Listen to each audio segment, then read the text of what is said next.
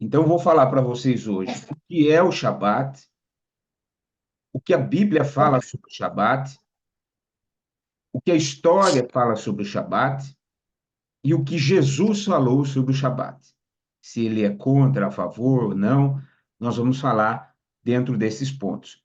Eu vou abrir aqui uma lousa, porque eu vou falando, eu vou escrevendo para vocês, e essa aula vai gerar um mapa mental, vai gerar melhor um PDF, que depois vocês terão acesso a esse PDF para poderem baixar e terem aí escrito com você PDF, tá bom?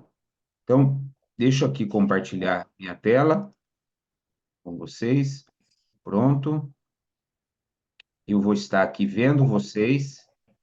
Então, se alguém quiser fazer alguma pergunta, é você, só você perguntar. Deixa eu só, isso aqui, tem que fazer isso aqui. Pronto. É só você me chamar que eu dou a palavra para vocês. Bom, nós vamos falar hoje sobre o que é o Shabat. Então, vou colocar aqui Shabat, né? O que é o Shabat? Nós vamos falar sobre esse ponto que é extremamente importante nós falarmos primeiro a definição. O que é o Shabat? O Shabat, ou sábado, né? As duas palavras, a palavra traduzida é sábado, é um dia de descanso, é um dia separado pelo Eterno, para que nós possamos nos dedicar a outras coisas que não o trabalho e que não a atividades que nos deem remuneração. Ele é observado, né, desde o pôr do sol da sexta-feira até o pôr do sol ou o raiar das estrelas do sábado. É um dos mandamentos mais debatidos e controversos para muitas pessoas. Então, o Shabat, para muitas pessoas não creem, outras pessoas creem, é um mandamento bíblico, nós vamos ver isso, e remete à criação. Então, eu vou colocar aqui escrito, eu adiantei tudo aqui para vocês, para nós não perdermos tempo, porque hoje o tempo meu está bem apertado, mas eu vou dar a melhor aula para vocês aqui. Então, Shabat, ou sábado, é um dia de descanso e santidade no judaísmo, observado desde o pôr do sol de sexta-feira até o pôr do sol do sábado, ou o raiar das estrelas, né? Eu posso até colocar aqui, ó, ou raiar das estrelas de sábado.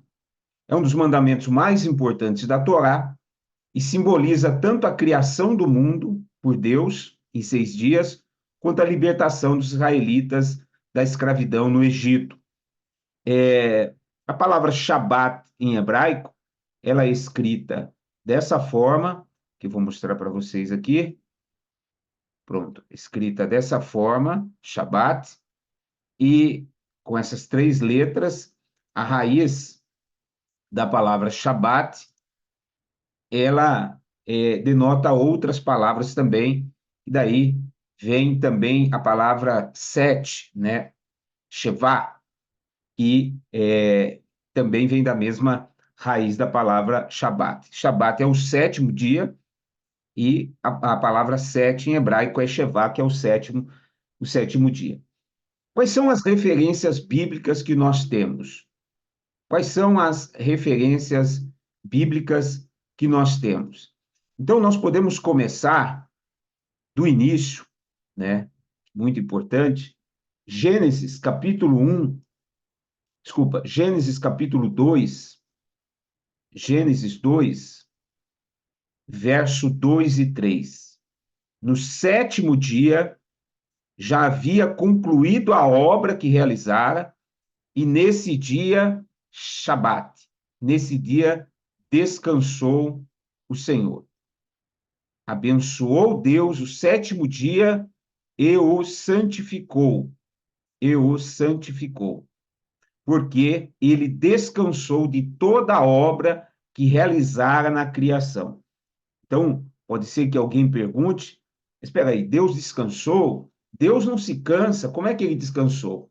A palavra Shabat, ela significa descanso, vou até colocar aqui, ó, Shabat significa, deixa eu diminuir um pouquinho esse aqui,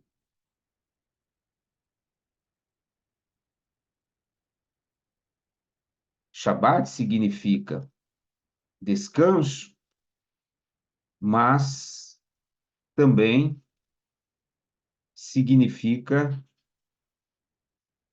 cessar, né? Ou mudança de ciclo. Então, a cada Shabat, nós mudamos de ciclo. A cada Shabat, nós mudamos de ciclo. Então, Deus descansou? Não, nós não podemos dizer que Deus descansou, porque Deus não se cansa. Mas ele quis deixar claro que há um elo do sexto dia para o primeiro dia. E o elo do sexto para o primeiro dia é o sétimo dia, que é o dia dessa mudança. E nós vemos isso nos 10 mandamentos, né? As 10 palavras. O Shabat faz parte das 10 palavras. Êxodo capítulo 20, verso 8 ao 11. Zahor é a palavra que lembra-te em hebraico. Zahor, deixa eu subir mais isso aqui, ó. Zahor, que é lembra-te do dia de sábado. Dos 10 mandamentos, o único mandamento que o Senhor pede para lembrar, ordena para lembrar, é o dia do sábado. É o dia do sábado. O Shabat, ele não começou quando Deus entregou as tábuas para Moshe, para Moisés. Ele já vinha sendo praticado antes, desde a criação. Moisés só ali colocou, como todas as outras leis, Moisés só ali deixou claro porque que o Senhor escreveu com os seus dedos, com o dedo de Deus, né? Ele escreveu ali nas tábuas que deveria se lembrar. Porque Deus é perfeito, né? Ele realmente disse para lembrar, porque o sábado seria esquecido. Então, lembra-te do dia de sábado para santificá-lo, para santificá-lo. 6 dias trabalharás e farás toda a obra, mas o sétimo dia é o Shabat do Senhor, é o sábado. Nesse dia não farás trabalho algum, nem tu, nem teu filho, nem tua filha, nem teu servo, nem tua serva, nem teu animal, nem o estrangeiro, das tuas portas para dentro. Porque em 6 dias fez o Senhor os céus e a terra, o mar e tudo o que neles há. E ao sétimo dia descansou o Senhor. Por isso, o Senhor abençoou o dia de sábado e o santificou. Então, nós vemos aqui o Shabat sendo falado nos 10 mandamentos. Nós vamos entrar já na parte que as pessoas dizem, mas espera aí, Marcelo, quer dizer então que eu não posso trabalhar, né? É proibido trabalhar? Então, eu já quero aqui desmistificar algo muito importante, porque eu sou totalmente avesso à religiosidade exacerbada, seja ela de qualquer extremo, de quem, que foi isso que Yeshua condenou, quando ele disse que os religiosos da época, eles coavam o mosquito e engoliam o camelo. Isso a religião faz. A religiosidade faz isso, coa o mosquito e engole o camelo. Então, condena o Shabat, mas, por outro lado, aceita muitas outras coisas. Então, nunca olhe para aquilo que está na Bíblia, nunca olhe para aquilo que está na Bíblia como algo que eu tenho ou não que fazer. Nunca olhe a Bíblia dessa forma.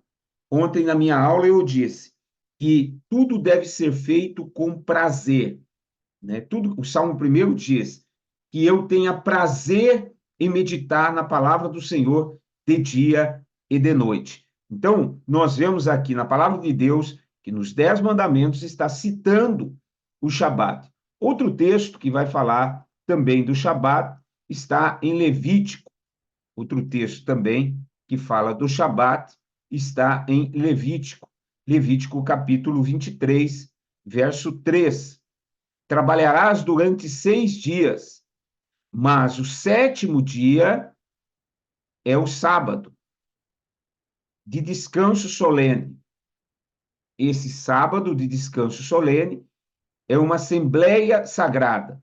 Não fareis nenhum trabalho, onde quer que habitardes. É sábado do Senhor, ou é o sábado do Senhor. Que então, Levítico 23. Também em Deuteronômio, capítulo 5, em Deuteronômio, capítulo 5, nós temos a citação do Shabat, verso 12 ao 15.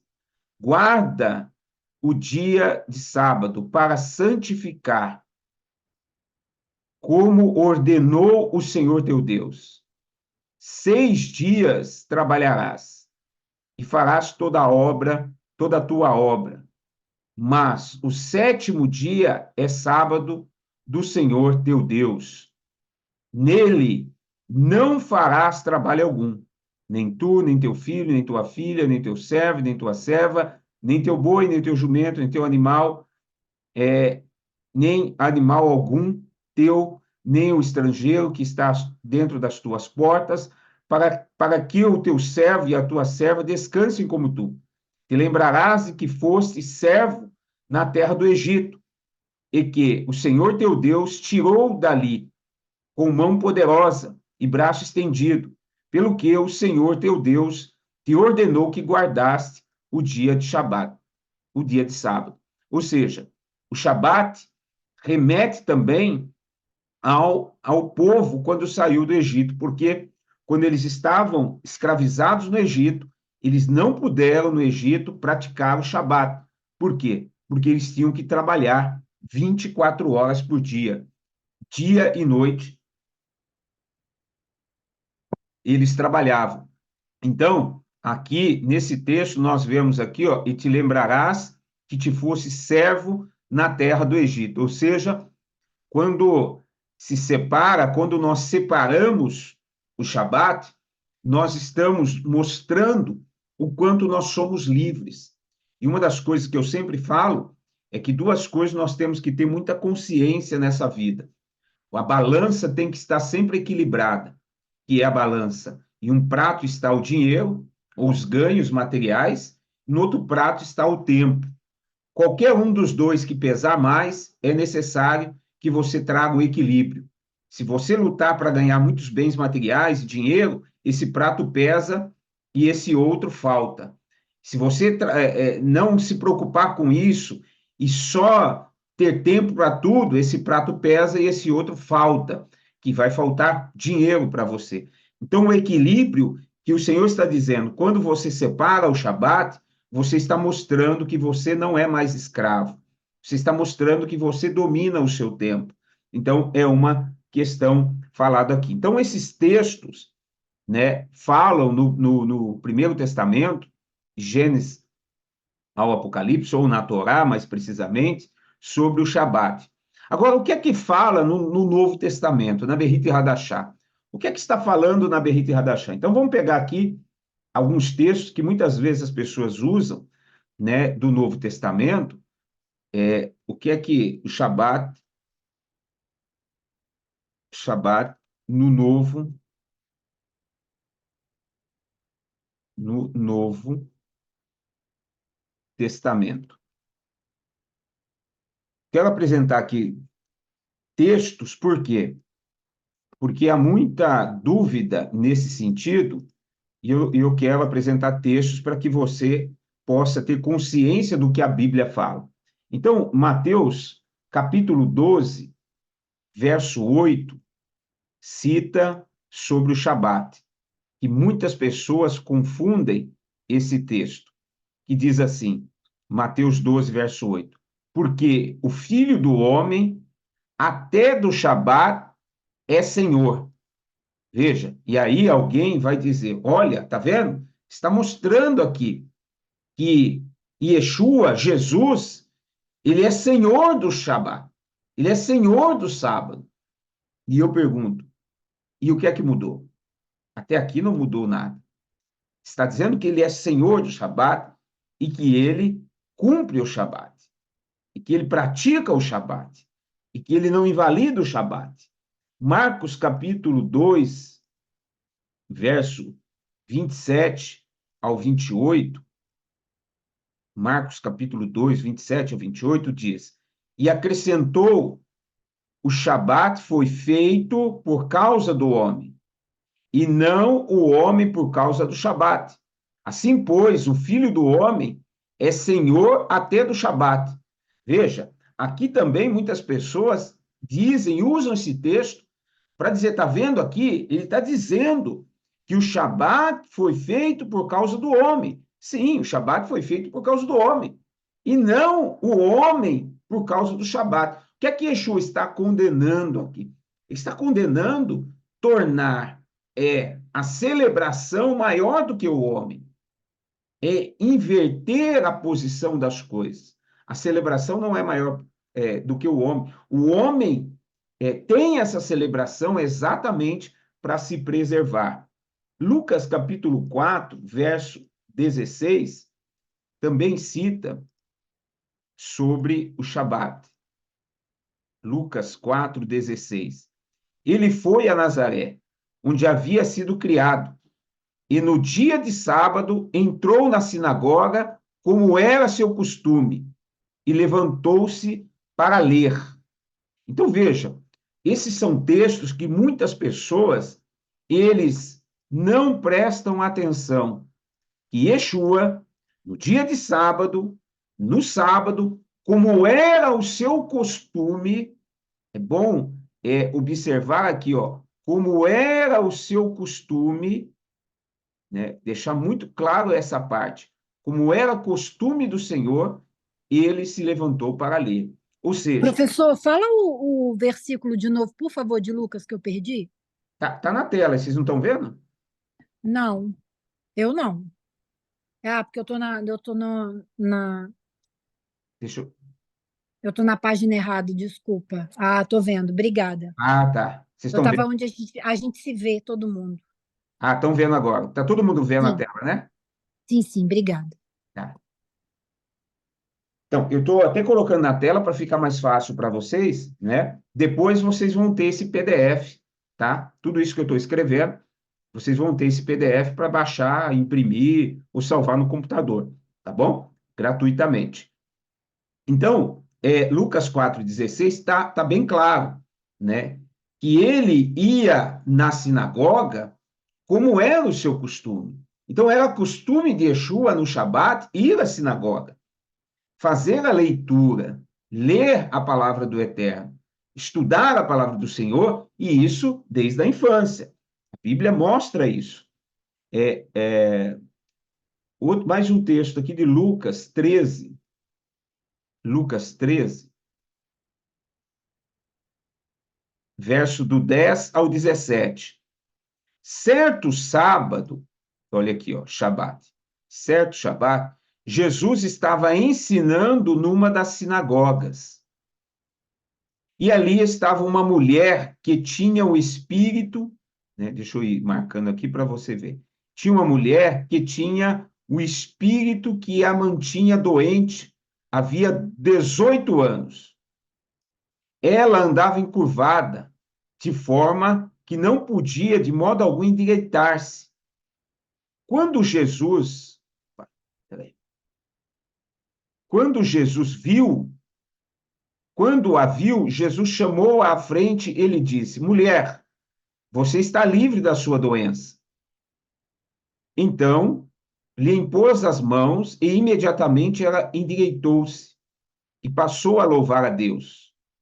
Indignado porque Jesus havia curado no Shabat, no sábado, o dirigente da sinagoga disse ao povo: há 6 dias em que se deve trabalhar. Olha aqui a indagação dele. Venham para ser curados nesses dias, e não no Shabat. Olha aqui o problema que era a questão do Shabat, a visão que estava errada. O Senhor lhe respondeu: hipócritas, cada um de vocês não desamarra no sábado o seu boi ou jumento do estábulo, e o leva para dar-lhe água?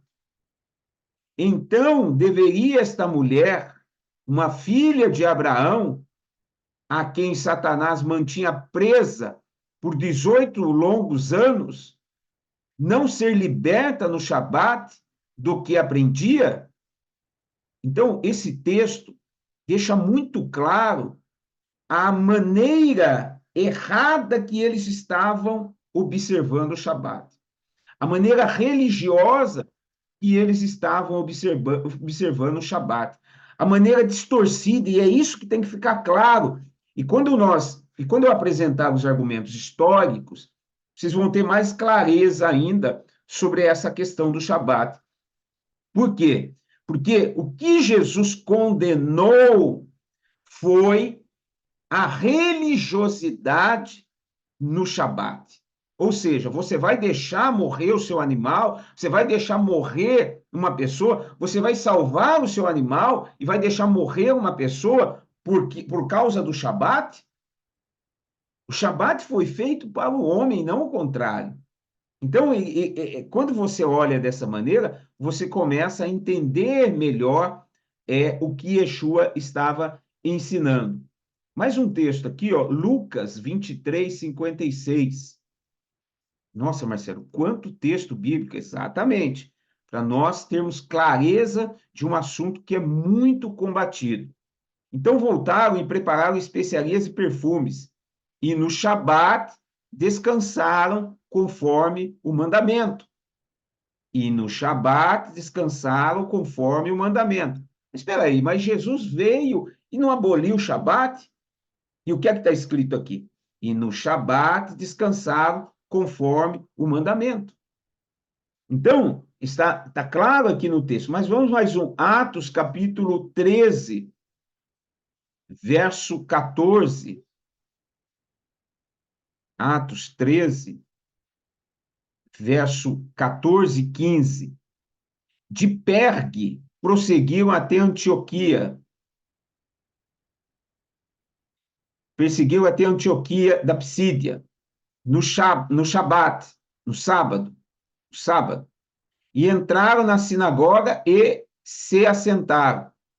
Depois da leitura da lei dos profetas, os chefes da sinagoga lhes mandaram dizer: irmãos, se vocês têm uma mensagem de encorajamento para o povo, falem. Então, aqui, nós estamos vendo que isso foi feito quando? Nós estamos lendo Atos dos Apóstolos. Isso foi feito no Shabat. Isso foi feito no Shabat. Mais um texto aqui de Atos, capítulo 16, verso 13. Atos 16, verso 13. No Shabat, saímos da cidade e fomos para a beira do rio, onde esperávamos encontrar um lugar de oração. Sentamo-nos e começamos a conversar com as mulheres que haviam se reunido ali. Então, o que eles estavam fazendo no Shabat? Eles se locomoveram, eles foram ao lugar, foram à beira do rio, e ali eles iriam se encontrar para a oração. Olha que coisa linda. Então, o Shabat é um tempo de oração. O Shabat é um tempo de estar com a família. O Shabat é um tempo de celebração. E Colossenses 2, 16, 17, muito importante esse texto, porque para ficar claro que nós não devemos atacar de nenhum dos dois lados.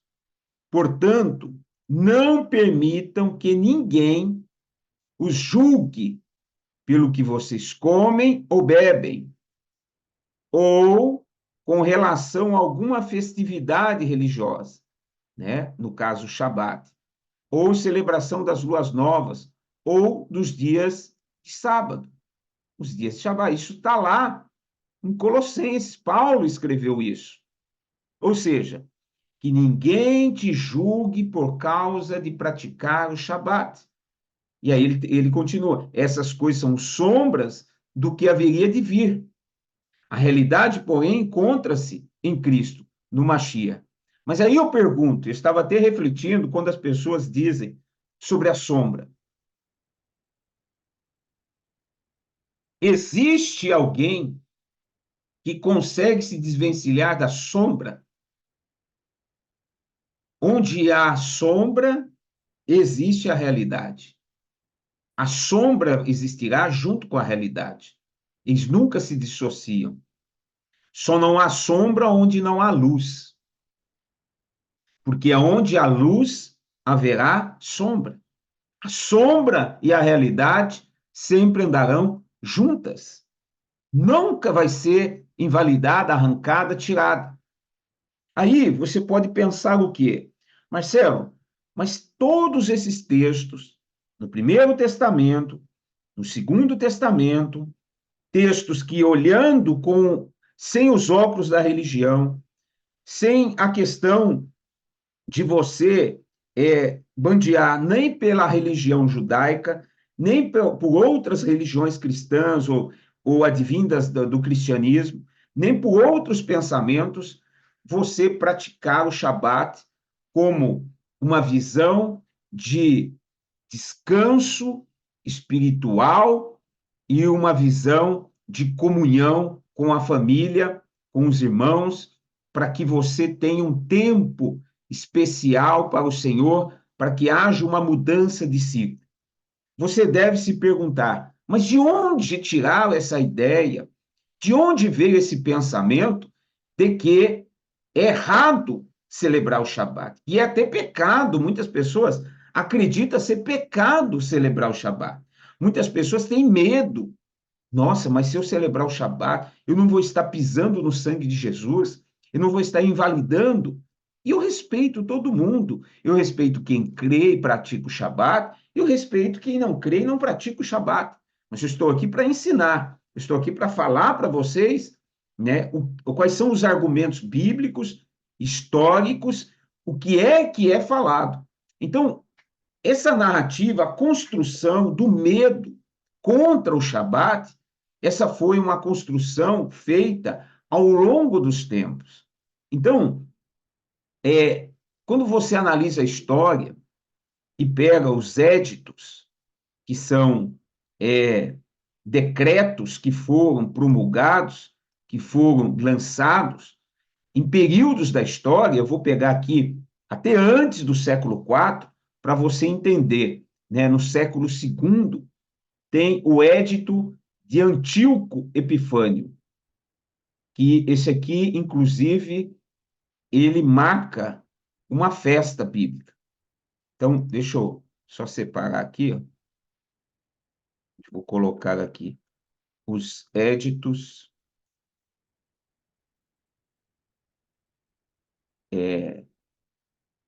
éditos que são decretos, né? Decretos ao longo da história.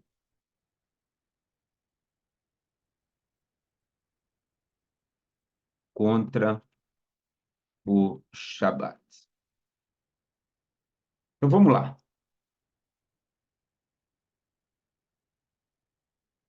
Primeiro aqui, então. Édito de Antíoco IV Epifânio. Durante o reinado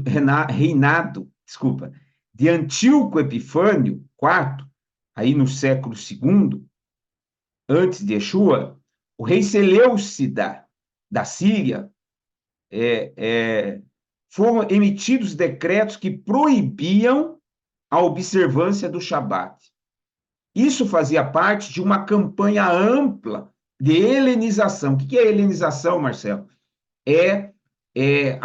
Impor a cultura grega sobre os outros povos. Os gregos, na época de Alexandre o Grande, que conquistou muito o maior nome da Grécia se chama Alexandre. Ele conquistou muitas nações e, após a sua morte, esse general, por nome Antíoco IV Epifânio, ele persegue os judeus, coisa que Alexandre não fez. E essa perseguição, ele proíbe as práticas do Shabat e todas as práticas que os judeus tinham costume. Então, isso fazia parte de uma ampla campanha de helenização, de tornar os outros povos, obrigar os outros povos a praticarem a cultura grega. Isso chama-se helenização, na qual os judeus eram forçados a abandonar as suas práticas religiosas e culturais distintas. Esses decretos culminaram na revolta dos Macabeus. Então, a revolta dos Macabeus é o que gerou uma festa bíblica chamada festa de Hanukkah, a festa das luzes, que foi a resistência dos judeus contra a imposição do helenismo e contra a proibição do Shabat. Pode ser que você nunca ouviu falar sobre isso, mas isso está na história. Você pegar o livro, vou dar até aqui a referência para você, o livro de Macabeus, vou colocar aqui a referência, para você ter a referência, de Macabeus, primeiro Macabeus, capítulo 1, verso 41 ao 50. Mas, Marcelo, não é um livro apócrifo? O que é que significa um livro apócrifo? É um livro que nós não entendemos que ele deve fazer parte da Bíblia, mas ele é um livro histórico. Por isso que eu estou citando ele aqui na parte histórica dos argumentos sobre o Shabat. Então, ele queria impor isso. Um outro decreto. Eu estou lendo exatamente esse livro da Bíblia, pastor, porque eu tenho curiosidade. Eu tenho a Bíblia católica aqui, Sim, e aí eu nunca tinha lido esses livros, porque a gente tem a Bíblia evangélica, né? E aí um dia me ocorreu de eu ler esses livros, e aí eu comecei a ler os livros da Bíblia católica que eu tenho aqui, e eu sim. já li quase todos, e eu estou lendo nesse momento exatamente esse, eu estou lendo de Macabeus, eu estou quase terminando. Isso, e no livro de Macabeus, que é um livro histórico, importante, não é um livro canônico, não é um livro que faz parte do cânon sagrado, mas é um livro histórico, que ele deve ser valorizado como livro histórico. Então, ele fala dessa perseguição dos gregos contra os judeus. E dentro dessa perseguição estava a proibição de se praticar o Shabat e de se praticar toda a cultura judaica. Depois nós temos um outro édito do Império Romano. Durante a ocupação romana da Judéia, houve vários períodos em que as práticas judaicas, incluindo a observância do Shabat, foram restritas ou proibidas. Um dos períodos mais intensos de perseguição foi durante o reinado do imperador Adriano, no segundo século depois de Yeshua, especialmente após a revolta de Bar Korba. Bar Korba, 132 a 135 depois de Yeshua. Adriano proibiu a circuncisão e proibiu a observância do Shabat. Vocês estão vendo da onde está vindo essa raiz de proibição do Shabat? Então, está muito claro aí. Essa referência histórica, que até vou dar a referência para vocês aqui, né?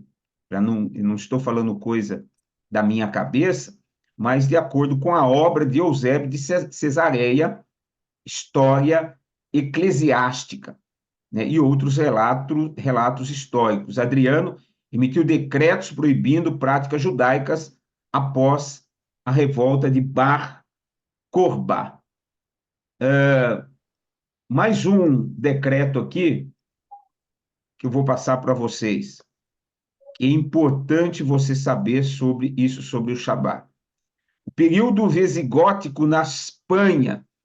Durante o domínio visigótico na Espanha, especialmente sob o rei Sisebuto, no século VII, os judeus enfrentaram forte pressão para se converterem ao cristianismo.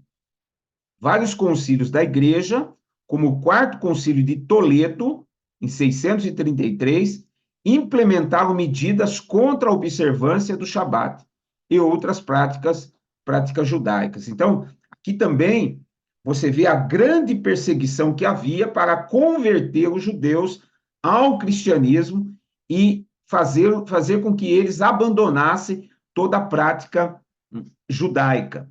Nós temos o período muito revoltante, que foi o período nazista, e eu tenho que citá-lo aqui também, que foram os éditos, os decretos nazistas.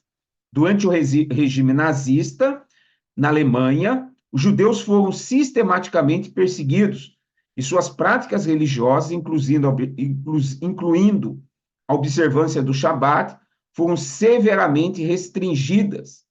As leis de Nuremberg e outros decretos antissemitas visavam eliminar a identidade judaica.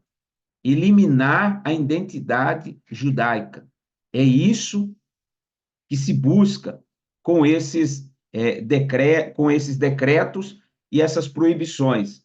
E aí nós temos o período onde a Igreja Católica Apostólica Romana começa o seu levante também. Então, por que eu não fui direto aos éditos da Igreja Católica nos seus concílios?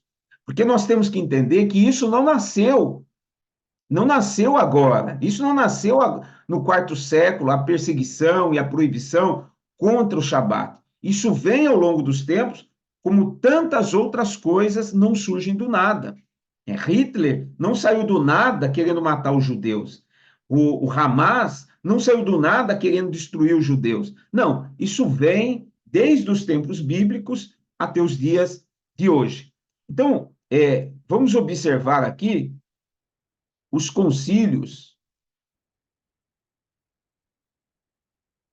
da Igreja Católica Apostólica Romana. E ela foi intitulada como cristã, né? Ou seja, quando você fala hoje, eu sou cristão, se identifica muitas vezes como sendo católico apostólico romano, né? E o primeiro édito foi o do Concílio de Laodiceia. O Concílio de Laodiceia, no século IV, o Concílio de Laodiceia foi um dos primeiros concílios da Igreja que emitiu decretos explícitos, ou seja, não era implícito, era muito claro sobre a observância do Shabat e outras práticas judaicas. O cânone 29 do concílio é particularmente relevante. Vamos ver esse cânone, que é esse daqui. Os cristãos, é isso que está lá, isso são textos históricos. Os cristãos não devem judaizar, descansando no sábado, mas devem trabalhar nesse dia, preferindo, contudo, honrar o dia do Senhor. E, se puderem, descansar como cristãos, mas se forem encontrados judaizando, que sejam anátema de Cristo, que sejam anátema de Cristo, que sejam malditos. É isso que ele está dizendo. Quem ensinar o Shabat, que seja maldito. Então, esse cânone, ele tenta afastar os cristãos, né? Vou até colocar aqui essa observação.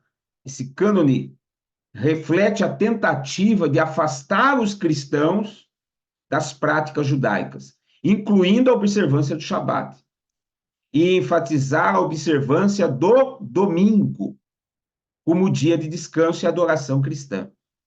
Então, todo esse trabalho de se afastar as pessoas do Shabat era porque se queria se instituir o domingo. Aí veio o édito para se instituir o domingo. que é o Edito de Constantino sobre o domingo, no século IV também.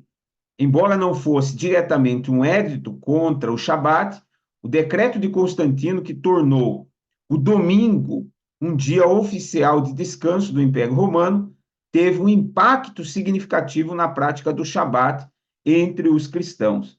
Então, esse edito, ele declarou que o dia do sol era o dia do cristão, servia a Deus. Então, o Edito de Constantino dizia exatamente isso. Parte do Edito. Está aqui, ó. Edito de Constantino. No dia do sol, no venerável dia do sol, que os magistrados e o povo residentes nas cidades descansem, e que todos os estabelecimentos sejam fechados.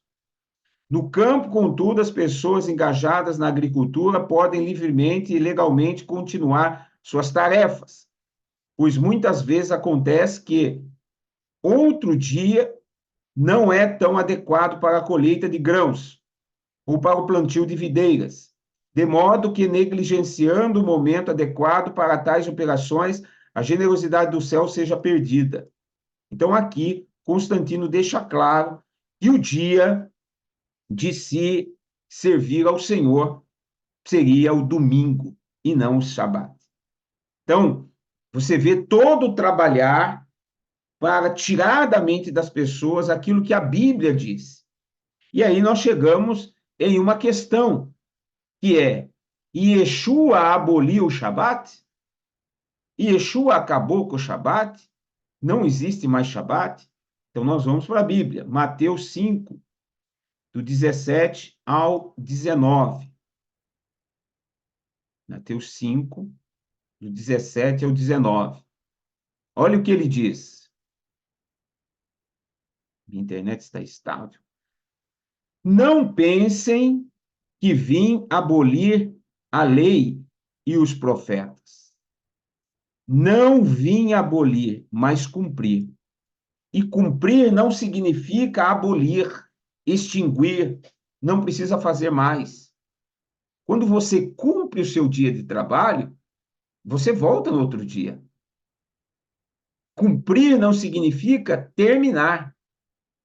Cumprir significa que ele veio como parte da missão, como parte do projeto divino.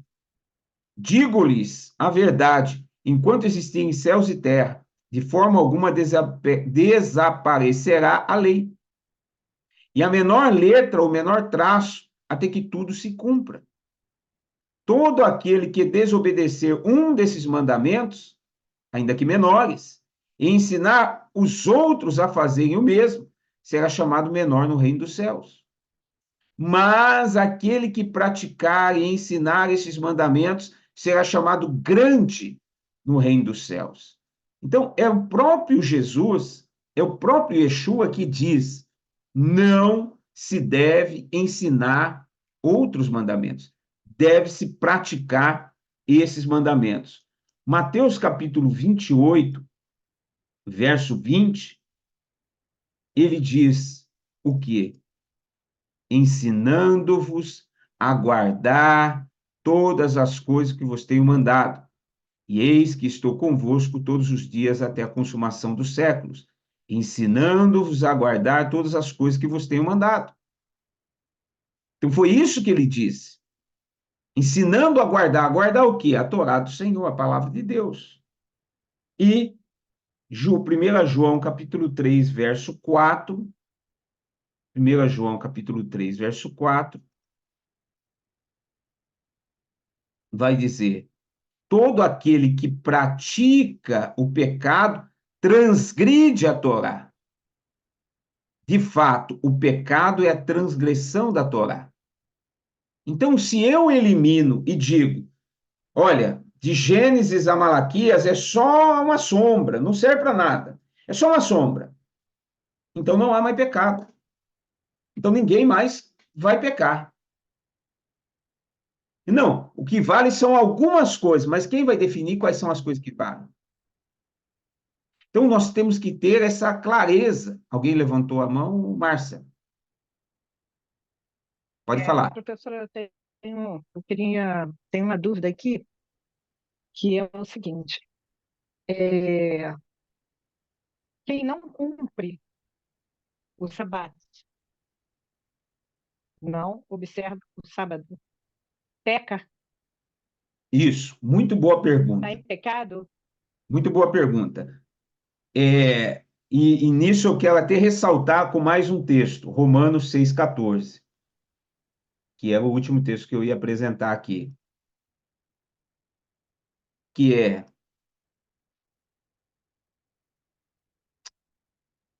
pois o pecado não os dominará, porque vocês não estão debaixo da lei, mas debaixo da graça. Então veja, sempre quando nós falamos da palavra de Deus, do Shabat, nós não praticamos o Shabat para ir para o céu. Nós praticamos o Shabat para ter prazer do eterno na terra. Então, se eu deixo de fazer algo que a Bíblia diz que é bom, eu estou pecando? Não. Por quê? Porque eu estou deixando de desfrutar aquilo que é bom na terra. Veja que Yeshua, que Deus enfatizou nos 10 mandamentos, é que eu quero até interromper aqui para explicar para vocês. Deus enfatizou, estou destacado aqui, peraí, remover, pronto.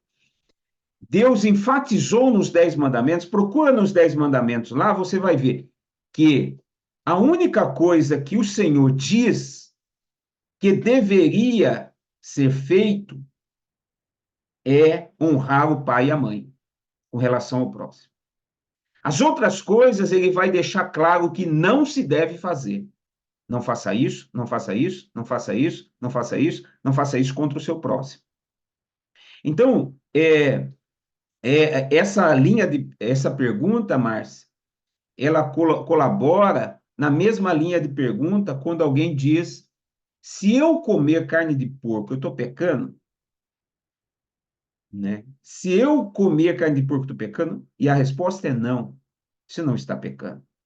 Mas você está transgredindo com o seu próprio corpo. Por quê? Porque a Bíblia está dizendo que não é bom. A Bíblia está dizendo que não faça isso, porque isso pode ser ruim. Se você não fizer isso, ou seja, se você usar lã e linho junto, você está pecando? Não. Mas nós estamos percebendo que na evolução da ciência, estamos percebendo que eles estão descobrindo coisas que estão nos deixando de queixo caído, que pode prejudicar-nos a união de lã e linho. Então, mandamentos bíblicos que eu preciso ter clareza. O que é que me dá salvação? Quem pode responder? Eu sou salvo pelo quê? Quem pode responder? Pelo que você Pela é fé em salvo? Jesus. Pelo sangue de Jesus. O que que eu Pela preciso? fé em Jesus. Pela fé em Jesus. O que que eu preciso fazer para ser salvo? Crer que Jesus é o Filho de Deus e que Deus o ressuscitou dos mortos. Sim. Mas o que é que a Bíblia diz sobre a salvação? Vamos abrir aqui, ó. Efésios 2. Deixa eu abrir aqui. Efésios 2. Eu aperto 2, aparece 3. Por que que aparece 3? Efésios 2, 9. 8 e 9.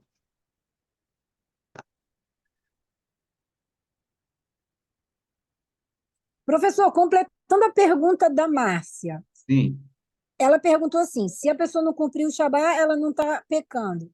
Mas as pessoas fazem diferente. As pessoas cumprem o domingo quando deveriam cumprir o Shabá, pois é, dizendo que o domingo é o dia certo. pois é, Porque, e ainda elas justificam que estão cumprindo o domingo porque é o dia que Jesus ressuscitou. pois é. E você viu Não é pecado. É isso que às vezes eu vejo umas instruções em que as pessoas falam, e aí a impressão que eu tenho é que as pessoas que ouvem pensam que elas estão em pecado. Elas não estão em pecado. Não, Elas só, eu acho o seguinte, o Shabat é uma experiência. Você passa, vai reconhecendo, o Espírito Santo vai conversando com você, vai falando, e você, eu quero experimentar. E você passa por esse portal, você vive esse ambiente. exato. Não é o caso aqui, mas em alguns espaços que eu ouço falar sobre Shabat, é como se a pessoa defendesse Isso. O que que eu quis deixar claro, eu não sei se travou da Márcia ou se ela parou. tão fervorosamente Ah, que, por eu não cumprir, eu estou em pecado. Entendeu? A impressão que dá em outros espaços, não aqui, porque aqui é um nível de esclarecimento, é sim, que muitas vezes, quando alguns preletores ou professores falam sobre Shabat, primeiro, parece que eles estão sim. defendendo o Shabat. Segundo, que é um algo que fica como obrigatório, que se você não fizer, você está em pecado, né? E aí a pessoa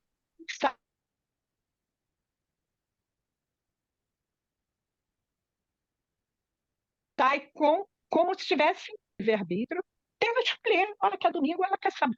Está lá? Está. Mas ela, pela experiência que ela tem, o domingo para ela faz o sentido. Isso. O que é importante deixar claro é, por isso que eu Entende? quis E aí eu apresentar. fui lá, É que está travando, eu acho. Desculpa. Tá travando mesmo. É, tá desculpa. travando. Eu, Tá. eu, eu acabei falando em cima de você, é porque eu achei que você tinha terminado de falar, mas é porque travou. Mas pode continuar seu raciocínio. Então, eu queria colocar aqui duas passagens bíblicas. Primeiro, Colossenses 2, 16, 17, que diz assim: portanto, não permitam que ninguém os julgue Sim. pelo que vocês comem ou Tá aqui, ó. bebem, ou com relação a alguma festividade religiosa, Eu citei esse texto, eu coloquei esse texto aqui. ou a celebração das Boas Novas. E o que eu contemplo em alguns debates, não é o nosso caso, Sim, que as pessoas, quando começam a falar sobre o Shabat, sobre as festas, é como se elas julgassem. Olha, você não faz, você está em. É como se fosse um pecado. sim. Você entra no Shabat, sexta-feira você, ou sábado você entra no Shabat, tipo, você está bem, mas você não está em pecado. E outro versículo que eu achei interessante, para a gente trazer para a nossa linha de raciocínio, é Romanos 14, 5 e 6. Ele fala assim: a quem considere um dia mais sagrado que o outro, a quem considere igual todos os dias. Cada um deve estar plenamente convicto em sua própria mente. Aquele que considera um dia especial para o Senhor, assim faz. Aquele que come carne para o Senhor, come, pois dá graças a Deus. E aquele que se abstém para o Senhor, se abstém e dá graças a Deus. Romanos 14, o que você falou? Então, é assim, há uma ponderação aqui, não é? Romanos 14, 5 e 6. Ah, tá. Depois ele vai continuar o texto marcando mais a questão do comer e do Sim, beber, né? Por quê? Porque Paulo, ele fala para os gentios também. E naquela época, os gentios, eles não tinham um procedimento que era o dos judaicos. Então, o que ele tentava? Ele vinha fazendo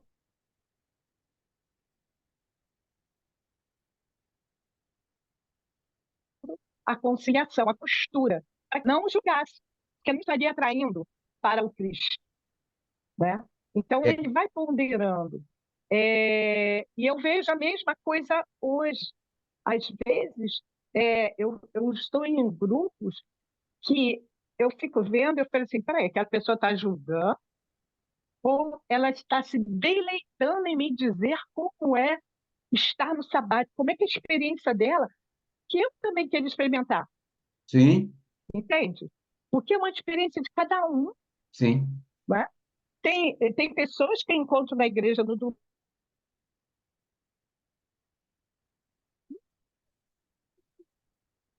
domingo, estão, gente, estou maravilhada, é uma experiência lá. Eu vou abrir a Elisa do 20, sim, né? Então, assim, só terá, né, sim. esse aspecto. O que, aqui o texto que você citou, Romanos 14, 5, ele diz: uma pessoa considera alguns dias mais santos que os outros, ao passo que outra pessoa considera todos iguais. O importante é que cada pessoa esteja plenamente convencida. Aí o 6 ele diz: quem considera um dia especial, o faz para honrar a Deus. Também quem come de tudo, come para a honra de Deus. Pode lhe dar graças. O contexto que ele está falando aqui é exatamente o não criticar aquele que está separando um dia para consagrar ao Senhor. Ele faz para honrar a Deus. Então, o que acontece? A questão do protestante e de várias linhas tem muito na mente a questão de ir para o céu ou não. Espera aí, na cancela de ir para o céu ou não, qual é o bilhete? Se eu comer carne de porco, eu perco o bilhete de passar nessa cancela de ir para o céu? Você perde. Ah, então eu não vou comer. Você não perde. Ah, então eu vou comer. Espera aí, se eu praticar o Shabat, eu vou para o céu? Vai. E se eu não praticar, eu não vou para o céu? Não vai. Você perde o bilhete de ir para o céu. Então, as pessoas, elas avaliam dessa forma. Então, primeiro que eu não considero que nada do que Deus colocou na Bíblia seja obrigatório. Esse é o primeiro ponto. Porque se ele quisesse algo obrigatório, inclusive eu coloquei isso no meu livro sobre o Aleph. Se ele quisesse algo obrigatório, ele não me daria possibilidade de pensar em outra coisa. Esse é o primeiro ponto. O que é que Deus quer? Deus quer a graça. E a salvação é algo muito simples, que está aqui, que Paulo explicou. Ele deixou muito claro aqui no texto. Porque pela graça sois salvos. Até quem fala da graça não destaca isso daqui. Pela graça sois salvos. Por meio do quê? Por meio da fé. Isso não vem de vós, é dom de Deus. Isso não vem por aquilo que você faz. Não vem pelas obras, para que ninguém se glorie. Olha como que eu sou crente. Olha, eu já pratiquei dos 613, eu pratiquei 115. Você praticou quantos? Não é isso. Olha, eu ajudei 100 pessoas. Você ajudou quantas? Não é isso. Olha, eu não errei um Shabat. E você? Não é isso. Por quê? Porque a partir do momento que eu entendi que a palavra é de Deus e que o meu caminhar está pelo desígnio de Deus, eu já tenho a salvação porque eu creio no Mashiach, em Yeshua. E tudo que eu não faço para ser salvo. Eu faço pela certeza da minha salvação. Por quê? Aí ele diz, porque somos feitura sua, criados em Yeshua para as boas obras, as quais Deus preparou para que andássemos. Então, o Shabat é uma celebração. Por que eu quis dar os dados? Eu já vou deixar você falar, viu? Por que eu quis dar os dados históricos? Porque não é qualquer dia que as pessoas escolheram. Criou uma narrativa de muitos anos, para se chegar nesse dia de domingo. O dia do domingo não foi alguém que falou assim, vai ser domingo. Não. O dia de domingo foi uma construção para desconstruir o Shabat. Tanto é, faça uma pesquisa com 10 ou 20 pessoas perguntando sobre o Shabat. As pessoas vão arregalar os olhos e vão pensar, e vão dizer para você, você está sendo judaizado por quem? Para você ver a força, isso começou lá no século segundo. Nós estamos em 2024, isso começou no século segundo. E até hoje isso é forte na mente das pessoas. Então o domingo ele não surgiu do nada. Domingo foi uma construção que trouxe para as pessoas o domingo. Marcelo, então você acha que as pessoas estão em pecado no domingo? Volto na questão. Não existe pecado para aquilo que a Bíblia não diz que é pecado. A Bíblia não diz que servir ao Senhor de domingo é pecado. A Bíblia diz que existe um dia que é um dia especial, é um estatuto perpétuo de descanso e de conexão com Deus. Que os judeus religiosos ortodoxos distorceram e Yeshua veio para distorcer. Falou assim: não, vocês não entenderam. Não é isso que vocês estão fazendo. O que vocês estão fazendo não é o que está na Torá. Vocês leem a Torá, estudam a Torá, mas não praticam ela. Por isso que Yeshua falou. Fala, amor, para não perder o seu raciocínio.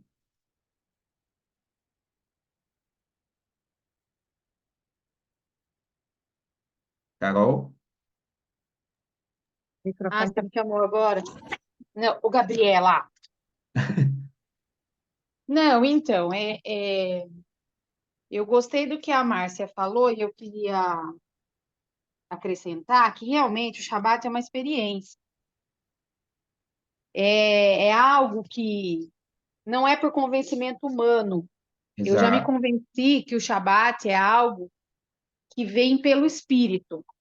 Porque eu ouvi uma frase, e eu acho que ela é sensacional, que diz assim, que a maior... Porque as pessoas falam, ah, mas eu vou estar debaixo de maldição se eu não guardar.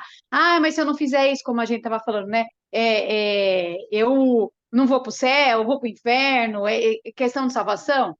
E eu ouvi uma frase que essa frase eu levo comigo, que a maior maldição são as bênçãos que deixamos de receber por Exato. não cumprir alguns mandamentos e não termos as experiências. Só que eu acho complicado quando a gente tem o conhecimento, sabe de onde veio o domingo, porque assim, falar que Jesus ressuscitou no domingo é algo muito vago. Porque Não, quando as mulheres chegam no túmulo, era de madrugada e ele já não estava lá. ele se Pela, apresenta no domingo. pela contagem dos dias, é impossível que Yeshua tenha morrido na quinta-feira, na sexta-feira e ressuscitado no domingo. Não bate as contas, não bate. Então, quando você aprende sobre termos históricos, quando você vê todo o malabarismo que foi feito para o domingo ser instituído, fica difícil você não querer santificar o Shabat.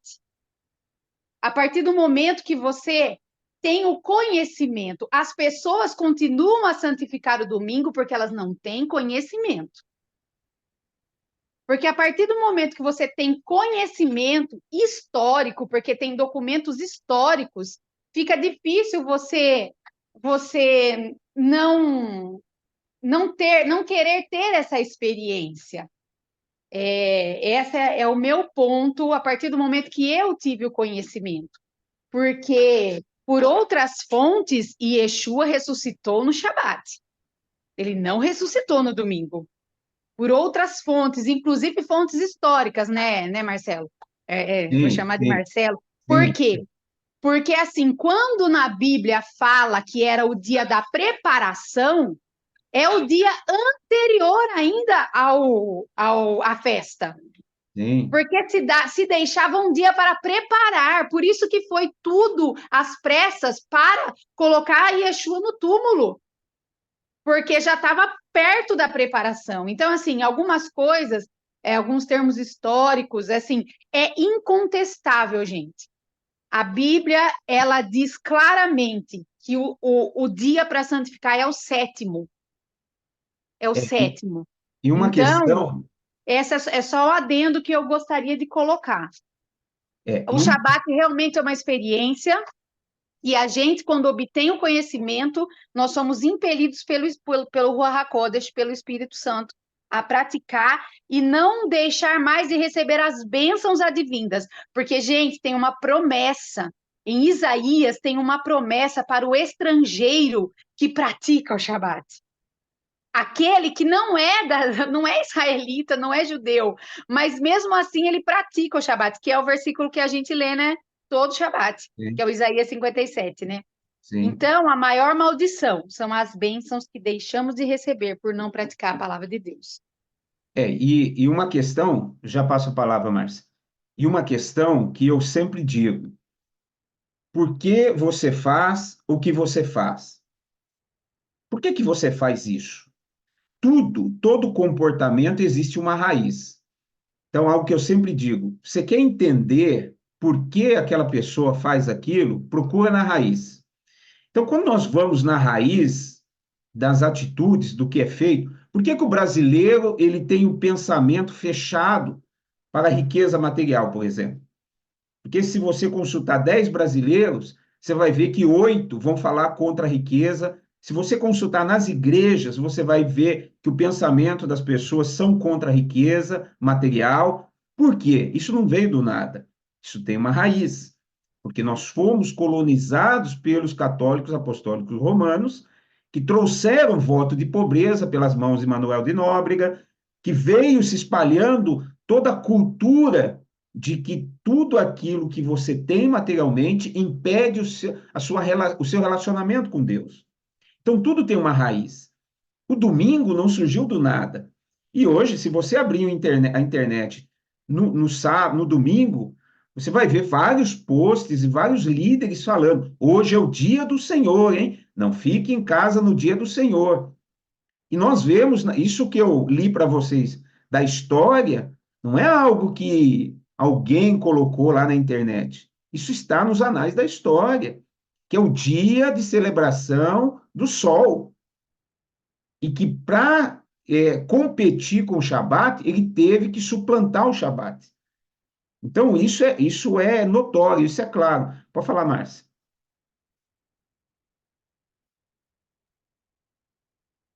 Nós temos uma história em que o nosso povo, a nível de alfabetização, eu me lembro, por exemplo, a gente sabe de história que nossos avós, bisavós, eles não tinham leitura. Sim, Alguns de nós temos pais que não tinham leitura. Então, a Bíblia ela é passada do quê? Na fala, sim, muitas vezes, na compreensão daquele que tinha. Então, esse conhecimento de festa, das luas, sabat, isso está vindo para nós agora. E sim. muitas vezes, assim, de 20 anos, 10 anos, é, temos um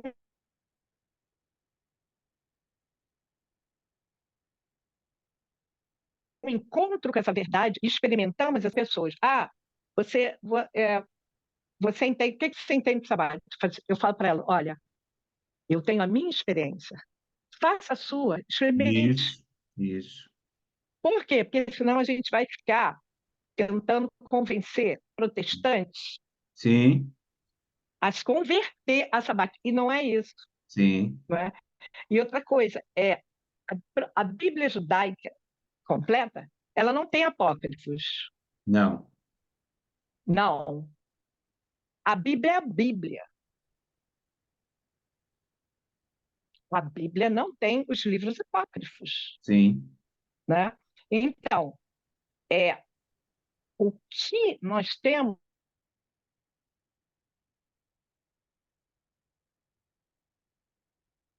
são, hoje, pessoas que dizem, o conhecimento ele é isso, ele tem que ter um ponto em que a gente vá ampliando algumas questões, né? Estendendo algumas questões, que é assim, nós não estamos aqui defendendo algo, nós estamos aqui, ou até podemos estar defendendo, porque a gente experimentou e é muito bom, sim, sim, claro. né? Sim. É muito bom estar aqui. Maravilhoso, maravilhoso. Aquela primeira aula que você deu, falando da palhaçada, eu anotei tudo. Você falava assim, por que é que na sexta-feira está todo mundo no bar? Sim, Por que que tem uma convocação para todo mundo sair sexta-feira? sim. Todo mundo se divertir na sexta-feira? E aquilo me chamou muita atenção. É verdade, Os né? trabalhos ocultistas, Exatamente, né? E é verdade. Isso é um despertar. Nós sim. estamos fazendo um trabalho de formiguinha, Isso, é o trabalho de formiguinha. Eu digo né? o que, Márcia? É isso. É o grande erro que eu vejo de todo o movimento é ele é, trabalhar no convencimento, e não é esse o caminho. É você praticar de maneira tão evidenciada que isso encante as pessoas e atrai as pessoas para querer conhecer. Então, eu digo sempre o seguinte: eu luto contra os dois extremos. O extremo, os judeus ortodoxos, os convertidos ao judaísmo brigam comigo, e os convertidos evangélicos protestantes brigam comigo também. Por quê? Porque eu não sou nem de lá nem daqui. O que eu entendo é que a Bíblia nos foi entregue como um presente. Deus falou: ó, você já está salvo. Pronto, agora siga o que eu disse para seguir. Tenha prazer nisso, é só isso que você precisa. Se você seguir, você vai ter uma vida boa. E nessa parte, a cultura judaica pensa exatamente isso. Qual é o meu papel, a minha contribuição nesse mundo? Eu não estou aqui para rejeitar o mundo e dizer o mundo vai explodir e eu vou para o céu. Não é essa a visão, e essa visão que veio sendo pregada há muito tempo, não, você precisa garantir o seu lugar no céu. Eu não acredito que essa é a mensagem. Eu acredito que a mensagem é outra. Eu acredito que cada um de nós, como José de Arimateia, teve a parcela dele no reino. Fazendo o quê? Ganhando dinheiro e adquirindo influência. O dinheiro dele fez ele construir um túmulo que colocou Jesus. A influência dele fez ele conseguir liberar o corpo de Jesus através do seu poder de influência. Então, quando nós vemos cada personagem da Bíblia, nós vemos que eles estão posicionados de maneira a exercer o reino de Deus, a manifestação de Deus, sem essa visão dogmática. Então, cada visão dogmática amarra, ela separa o povo. E hoje, qual é o maior desafio? Existe muito resquício do catolicismo apostólico romano. Muito na ceia do Senhor, no batismo, na maneira de cultuar Deus, na maneira de lidar com os irmãos, na maneira.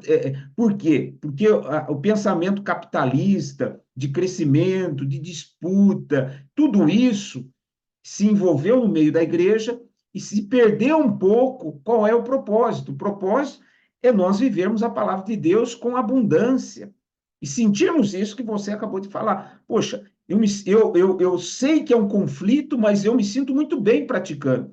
E eu quero saber como que é fazer isso.